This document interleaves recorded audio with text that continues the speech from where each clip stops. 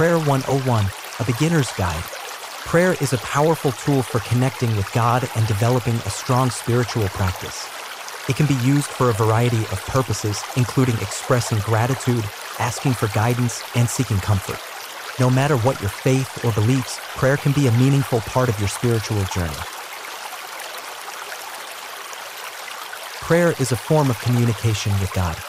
It can be done through spoken words or through silent meditation.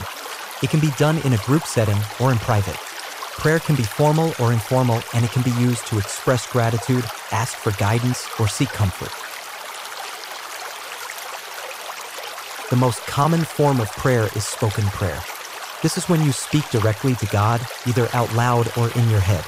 You can also use written prayers, which are often found in religious texts. Silent meditation is another form of prayer where you focus on your breath and open yourself to the presence of God. Prayer can be done in a group setting, such as in a church service or a prayer group. Group prayer can be a powerful experience as it allows you to share your thoughts and feelings with others. It can also be done in private, which can be a more intimate experience. Prayer can be formal or informal. Formal prayer is often found in religious texts such as the Bible or the Quran. Informal prayer can be anything from a heartfelt plea to a simple thank you. Both types of prayer can be powerful and meaningful. Prayer can be used for a variety of purposes. You can use it to express gratitude, ask for guidance, or seek comfort. It can also be used to ask for help in times of need or to simply give thanks for the blessings in your life. Prayer can be a powerful tool for connecting with God and developing a strong spiritual practice.